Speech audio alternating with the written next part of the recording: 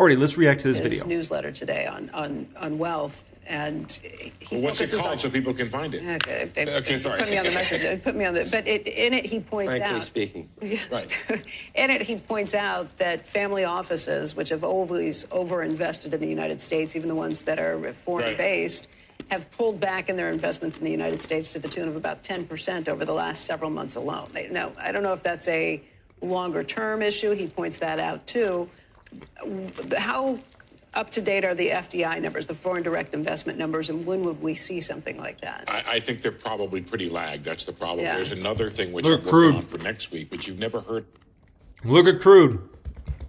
That's bullish in terms of, it's not bullish in terms of the economy, obviously, but it's bullish in terms of if you're worried about inflation numbers, you know, I don't know how much you're going to have to worry about at least gasoline prices. Like gas prices are going to be looking pretty darn good with crude going down to these sorts of prices. $8 trillion of U.S. exports that nobody's ever heard of, that dwarf the exports. It's called U.S. foreign affiliate sales. The way American businesses have done business for decades.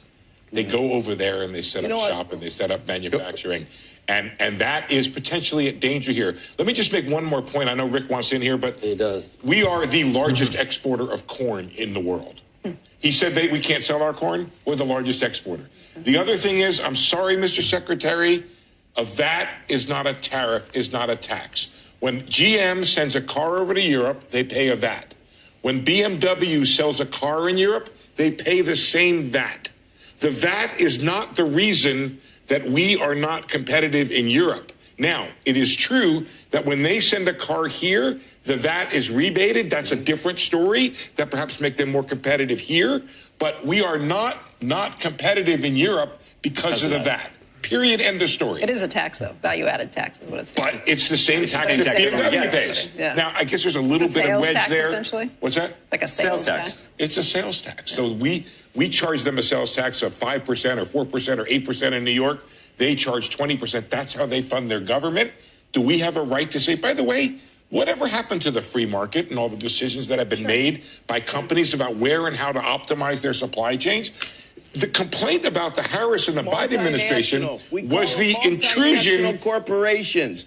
They don't have an allegiance to the U.S. That's the heart of the problem in Trump's mind. Is the elite multinational corporations know no borders, the money goes everywhere, and the free trade globalism has been in reverse really since COVID. The problem is that the direction of that reversal was wrong. And maybe if Trump had a second term instead of Biden, instead of Vietnam and some of the alternate places that were extracted from China during COVID, maybe it would have come to the U.S. Maybe that would have helped Andrew's question of how long it's going to take for onshoring to occur. I'll tell you what, the structural issues of jiggering trade are not going to be easy. But in the end, once again, it comes to, I was doing Santelli exchanges on the end of globalism 10 years ago. The handwriting has been on the wall. Ultimately, if you live in the U.S. or you live in Europe or you live in China, ultimately, what goes on at home is very important. And after World War II, when the United States was way up here economically and everybody else was in melting ruins, we created this structure. And the structure has outlived its usefulness in many ways. And to try to tweak because we're the richest country in the shuts world, down for maintenance is not. I mean, to be fair, though, like, what do we want to start doing? We want to start sewing the shirts together?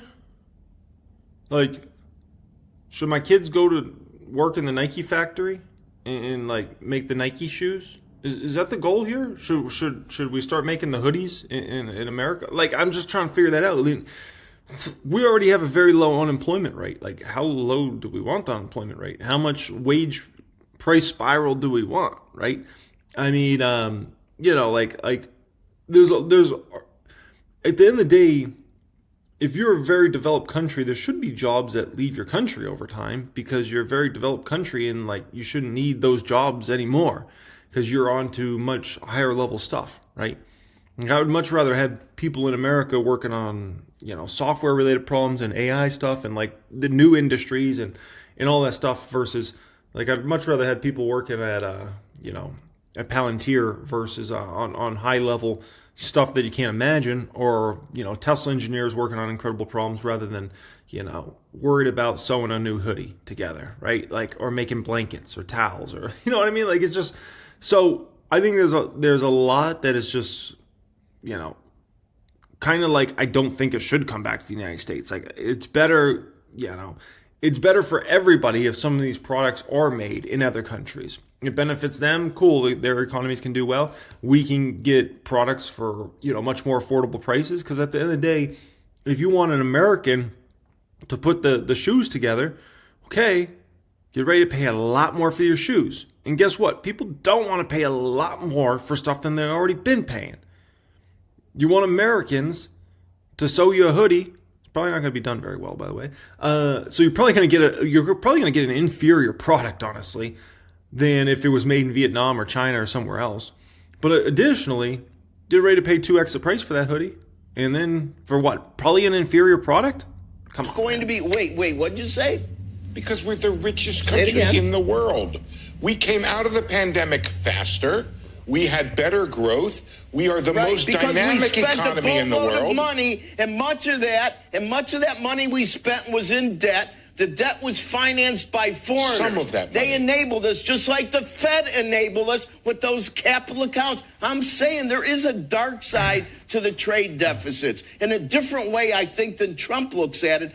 I look at it like it does underscore and underpin a type of financial behavior that in the long term hurts us. 41% of the S&P 500 firms' revenues come from abroad. That's according to Apollo. So if you're going to restructure that, it is going to, just to your point about them maybe not having allegiances necessarily to the United States, it is going to restructure that in a very large way if these tariffs stay in place. And these companies, doing business all over the globe, let's be very clear, they benefit the average American massively. Like, at the end of the day, I know, corporations pay blah, blah, blah. Listen, man, at the end of the day, you look at how much in tax revenue the United States government gets off of these big corporations. It's a ridiculous amount of money. Additionally, like, where are all the corporate jobs for these companies? The majority of them are United States corporate jobs, like good jobs that pay $80K a year, $120K a year, $150K a year, $200,000 a year. They're Americans working those jobs, right? And additionally, how does the stock market go up over time? Corporate earnings, right? And, if you want to retire in the United States of America, how do you do it? You invest in the stock market over time. And so everybody that invests in the stock market over their life usually does very, very well, because our companies do business all over the globe. They make a ton of money and their stock prices go up and your wealth goes up, right? So, like, it's just, we can't act like there's not a lot of benefits that come with the way things have been. And the real question is, what happens, by the way, to their business in all those other countries? Yeah, exactly. I mean, that's the thing that I think is sort of being missed in this. Forget about the retaliatory tariffs. I just think that if there are consumers who are going to say, we don't want to do business with U.S. businesses, and I think with the services companies specifically, it gets even tougher. We're the consumers of the world. That's the one thing Howard Lutnick was correct about, in my opinion. We're the consumers of the world. He said okay? If people want to make stuff and they don't want to sell it to us, woe be to them.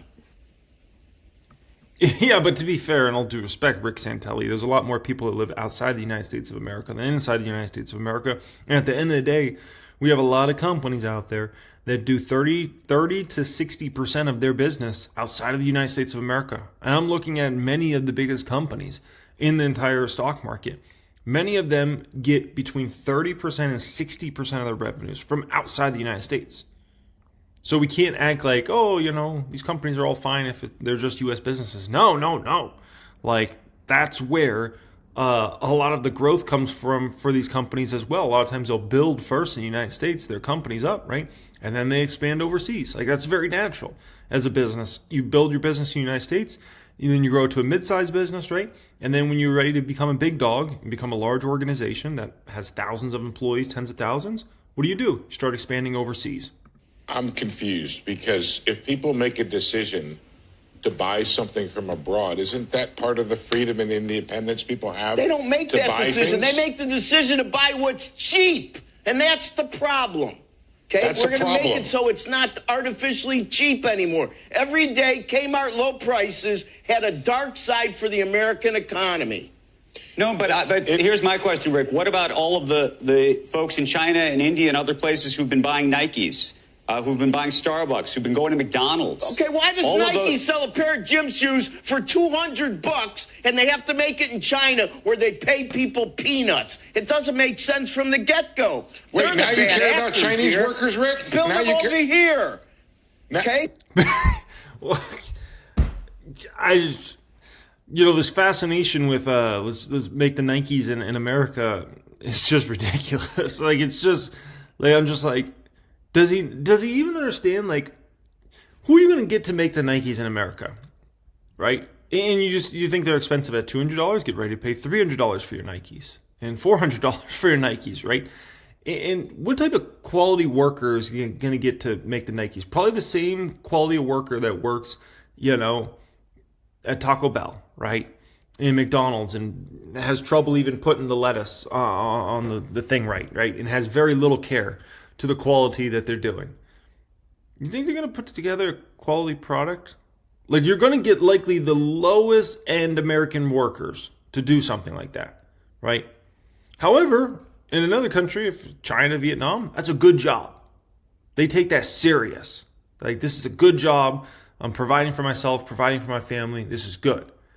In America, you're going to talk about the kids that are going to be putting the shoes together. You think you're going to get a good quality, somebody that really cares about making a good quality shoe, good quality hoodie, a hat, whatever? You think they're going to care? They're going to view it as this is a joke job. Like, I'm going to do the bare minimum to get by at this thing, right? Now We you have care about the unions, we Chinese have worker. people that make more money, we have benefits, we cost more to make stuff. But there's a reason for that. Because people bring they buy something cheap and they have money to buy other things. That's how it works, True. Rick, over time. Good point. You want us to go that's back how to it the works. horse and that's buggy? why- It really... and that's why Trump's reversing it, because we have $37 trillion worth of how it works. I'm confused, Rick. Is your problem the deficit or is your problem the trade deficit? It's not easy to confuse. If we didn't have Rick Santelli's all over the place. Like, there's been some times I really like Rick Santelli. He's not winning this one. This guy's taking a major L on trade this. surpluses, and we didn't have a Fed that left rates at zero, maybe the pain of overspending would have hit home. He's all much over the place. sooner. Now he's Rick, talking if you about don't the have Fed. but if you don't have the trade deficit, then you won't, and everything gets manufactured here. You're not going to collect the revenue that you want, I think, from those tariffs. True. I think Trump would be happy with that. I think the people who used to talk about economic... Who's gonna do all this? Who's gonna do all this? The unemployment rate's in the 4s right now, right? Who's gonna be there to make all the hoodies now and all the shoes, right, and all the hats and all the other crap they want to do? Like, who's gonna do this? And then we hardly let any legal folks even come to the United States of America, like, as an extremely small percentage. And now we don't allow illegals in. Who's going to be doing all this? Who's going to be doing all freedom this? are suddenly talking... This would make sense if you had a very high unemployment rate. If, let's say, the unemployment rate in the United States was like 10, 15% right now, I think you could make a strong argument, because it's like, we got all these people out of work, all these people need jobs, right? Boom. We're going to make the hoodies in America again. But come on, man. Like, with a 4% unemployment rate? about something a little different. That there was a time when I've never people talked were about like... economic freedom. I talked about I've never been a fan of globalism. Never. But you're Never a fan been of the government globalism. telling us where and how we can buy and how much we ought to pay for it and what kind of industries business ought to do and But where Apple ought to source it. That's what you're in favor of, That bus pulled out Rick. of the station during FDR, pal. What was that? Wait, you're going back to the 30s? You know what? All of the highfalutin government telling us what to do, that's been around a lot longer than Trump's been in politics. So Trump is just continuing and making it worse, Rick. Is that what you're saying? No. Maybe what he's doing is lighting the firecracker that'll finally end it with a big pop. So once again, Rick Santelli You know, there's been definitely some times I liked him, but he was way all over the place there. He definitely did not win that argument, but oh boy. Hey there, it's Jeremy. I hope you really enjoyed that clip here today. What I'm showing you right now is 1000xstocks.com. This is a specific software that has been designed to save you time. It's a one-stop shop for long-term investors to know how the company is doing, listen to what management has planned for the future, and compare companies next to each other. Which big tech is the most undervalued? Is that small cap company you heard of actually worth investing in? Or are there red flags? Get the front row to the conference call, be able to access the management, which information is right to make an educated decision. Get all that information through 1000xstocks.com. You can access that through the description area. You can apply for access to 1000xstocks.com, or you can go to 1000xstocks.com. You here on a morning when we're still trying to make sense of what all these tariffs mean, Ray, and frankly, how all of this plays out. So to the extent that you can help us with the history, or at least a history lesson, if you think there are parallels, how does this play out? Good to see you, Joe. Andrew, Joe, and Becky. I think that we don't understand how the cycle goes because it comes along about once a lifetime. But there are orders, you know, there are systems, and the systems break down for certain reasons, and it creates cycles. For example, there's a monetary system, and then there's a debt cycle. And so as a result, we now have one man's debts, another man's assets. And when you build these up and you get to a point where you can't sustain that, you have a debt issue. We have a debt issue. We can get into that. But there's a monetary cycle. There's a internal political order cycle that takes us from one political order to another political order, in which there's then classically great turbulence between the left and the right. And because of disorder, particularly in democracies, there's a lot of fighting because there needs to be cooperation, compromise, and so on.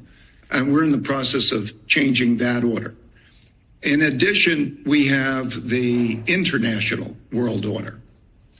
International world order began in 1945. There's a war. You win a war. The dominant powers get to set the rules. That was a series of multilateralism, things like the United Nations World Trade Organization, world this and world that. And that multilateralism is then breaking down for unilateralism for the same reasons. So there are these three orders related to too much debt. Debt is money. Look at how much the market was up earlier. That goes to show you like how big that flip was as some of that news came out of the White House, right? Second, internal order. How does our system work? Who's going to get control of this problem? And then number three, in addition of the five main forces, there's also throughout history climate, acts of nature. Droughts, floods, and pandemics have killed more people and toppled more orders. And then there's also throughout history, man's inventiveness and new technologies, which is creating this transformative result. Right. The interactions of these is what's going on. So if we look at tariffs represent a dealing with the imbalances. The imbalance means we have a tremendous capital imbalance and a tremendous trade imbalance, which is unsustainable. And so that's the backdrop of this. Related to that is also the international conflict. How do you have dependency, mutual dependency? How can the United States be a safe country and not manufacture things and have to import them for China? Or how can China be safe in terms of having capital, an American capital? Those connections are breaking down.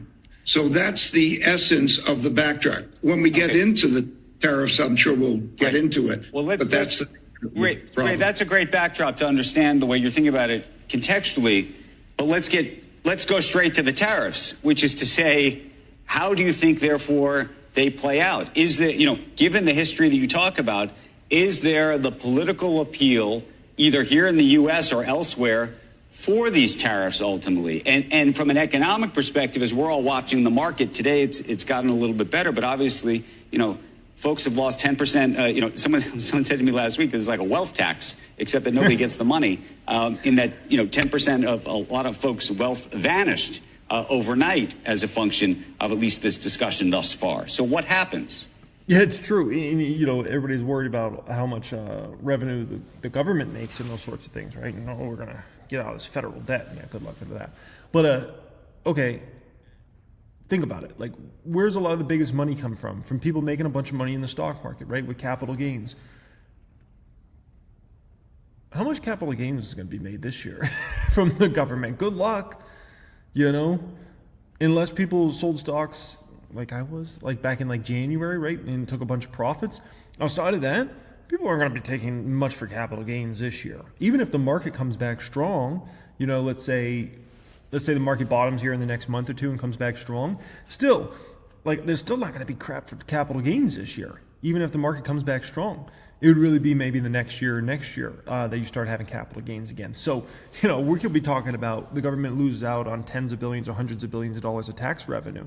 But the stock market going up and up and up, right? It helps out so many things. It helps out people want to spend more money because they feel better about their financial situation. So they say, I'm going to go spend more money. And that's, guess what? You go buy something. You're paying tax on that. There's almost anything you buy in this life, you pay tax on, right? And sometimes you get taxed many ways, along the road there. If all of a sudden people are not feeling good about their economic situation, then the government doesn't make as much tax revenue either, right? And then there's obviously not as much capital gains to go around, which means less money for the government. So which puts the government more in the hole. So yeah, something to keep in mind. Well, mechanistically, it raises costs. It lowers revenues for companies. I mean, what does it mean for a company? It means costs are going to go up, revenue is going to go down, and capital is going to be harder to come by. Oh yeah, and there's another thing. If companies are making hardly any profits because their margins are being squeezed because of tariffs, then the government doesn't get to make all that massive amount of corporate taxes that they usually make, which they make unbelievable amounts of money of corporate taxes. Like much of the revenue coming into the government comes from big corporations paying big tax bills. Like even if a corporation is getting around the system and trying to use every loophole, still many times these big companies are still paying billions of dollars in taxes each year. Billions. If all of a sudden their margins are squeezed and they're hardly making any profits, guess what happens? Good luck with that tax revenue. You know what I mean? And so, yeah, you might tax them in terms of tariffs and they're going to pay all these tariffs, but then you're not going to get the corporate tax income. So you trade out one for the other. And so, and then we're trying to replace manufacturing. I mean, I agree with the problems, okay, about the fact that we don't manufacture and that there is a problem with that. But there's a structural problem of whether we can manufacture. We have a popular... And that's a bunch of BS. This whole notion about the U.S. doesn't manufacture, it's baloney. Look at a company like Whirlpool. Many of their products are made in the United States of America. Look at a car company like Tesla. Look at Ford. Look at GM. They might have some plants in Mexico making some products or some plants in Canada, but there's a lot of auto workers in the United States of America that make cars in the United States of America. There's a lot of appliances that are made here, right?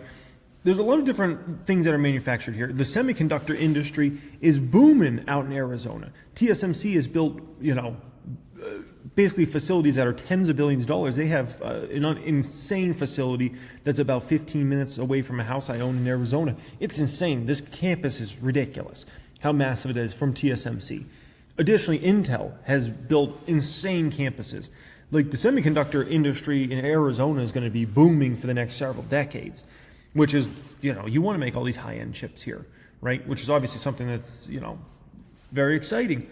And so do we make jeans here? Not really. I mean, there's some, places in LA that will make high-end jeans or something like that, but no, it's not really a thing. Do we make the socks in America and the hoodies? No, not really. Do we need to make the socks and hoodies in America? I don't think so. I don't think we need to make them in America. I'm sorry, I think they'll be worse quality and be way more expensive if they're made in America.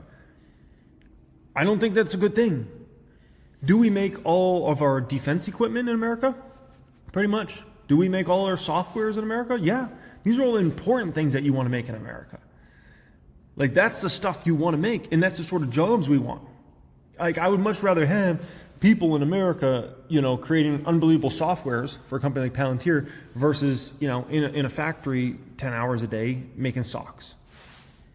Is a much better thing. I'd much rather have people working at semiconductor facilities making high-end chips than sewing hoodies. Like, you know what I mean? Like, somebody else can have that opportunity. There's plenty of those opportunities out there, right? And you need to incentivize Americans to try to go after higher end jobs, more technical fields, those sorts of things, rather than working in a factory to make $25,000 a year. Also, we can all pay way more for a sock and pay way more for a hoodie that's worse quality. That doesn't make sense. It doesn't make sense for anybody, just to be quite frank. To make 25 grand a year doing that? I'd much rather have the next generations be incentivized to rather work at a semiconductor facility, right? Or an auto plant, something like that. Like, that's the stuff we actually got to be going after, in my personal opinion, right? That basically 3 million people, 1% of the population, is incredibly brilliant. I mean, they go to the best schools, they come out, they make the unicorns, inventiveness. Half of which, by the way, are foreigners. And at the same time, they are making the unicorns. At the same time, what we have is 10% of the population around them that's doing very well. The 60% of the population has below a 6th grade reading level. And it's tough to be productive. So when we agree with the problem, too much debt, Secretary Bennett and others agree we should get it down to 3%. We have to get the budget deficits down to 3% of GDP. This is not, we all agree on the problem. The question is, what do we do about it? How do you create that self-sufficiency? And so from a practical point of view, that manufacturing is very difficult under this sort of circumstances to create within the United States, yet it's needed. So therefore, you agree with the president? You disagree with the president? I'm trying to understand what the conclusion. That's the most frustrating thing with Ray Dalio, is he talks around in circles, and he doesn't really ever put his foot in the ground. He just, and it's like. If the president is watching you right now, if Scott Besson is watching you right now, you're telling him what? This is a good idea? You're telling him abandon this idea? What are you saying? I agree with the problem, okay? I am very concerned about the solution, okay? The practicality of the solution. In other words, I think that this is going to create not only the problem, the capital markets problem that I'm talking about related to prices going up, costs going up, prices, revenue going down, and capital problem. But I also think that this is going to create great sand in the gears of production worldwide. At the same time, I do agree that this interdependency, this issue of productivity in the world in which we have to be competitive and productive, and we're not competitive in producing things, is a longer-term problem, not an easy one. And I do expect that it is going to have political consequences. This is the nature of the cycle. It is coming also at the same time as we have a budget issue. Now, the budget issue is a comparably important issue. So as we look ahead in the months ahead, we have to get the budget deficit down to 3% of GDP. I worry about that at the same time as this is happening. These are not easy problems to solve, I'm concerned, because the bigger problems exist. The debt exists. You can't get around the debt. The overspending exists. You still have that. You still have that competitiveness issue. These have repeated throughout history. We're in a period that's very much like the 1930s. Oh, bearish. So, the type of things you want to make sure you manufacture in a country, let's be very crystal clear about this. You want to make sure you have steel production in a country. Very, very important, right? You want to make sure you have as many raw materials in a country as possible, in that you have things like oil and gas, stuff like that. You produce that, right? You want to make sure you're able to make your weapons in your own country, right? In case you ever get in a conflict with another country or multiple countries, you better be making your weapons in your own country, right? Otherwise, you're going to be in a lot of trouble. You want to be able to make higher end things in your country, like semiconductors, manufacture those in your own country. You want to be able to manufacture higher end things like cars, homes, stuff like that, right? That's important stuff. That's a really important stuff that you got to always make sure you're manufacturing in your country. You know, cheap stuff like, you know, socks and hoodies and stuff like that, like, you know, a lot of that type of stuff, who cares? Who cares where the heck it's made, right? A container, a little container, so a tomato plant can grow in it. Does it matter if it's made in Mexico or here? No, who cares? Like, come on, man. There's plenty of products that can be made in other countries, and that's just fine. It's not putting our country at risk because that other product's made over there. That's fine, right? You want to make sure our softwares are made in America, right? Because the world runs on software nowadays. If our software is being made all in China or Russia or, you know, the UK or France or wherever, okay, now we got problems. But last time I checked, all the best software companies in the world are all in the United States of America. That's important. That's a really key important stuff, right? I like that Palantir is an American company. If Palantir was a Chinese company, you know, we might be in some trouble here. So keep that in mind.